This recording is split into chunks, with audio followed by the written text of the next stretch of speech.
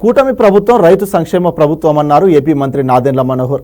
ఏలూరులో జరిగిన పంట బకాయిల చెక్కుల పంపిణీ కార్యక్రమంలో ఆయన పాల్గొని రైతులకు చెక్కులు పంపిణీ చేశారు.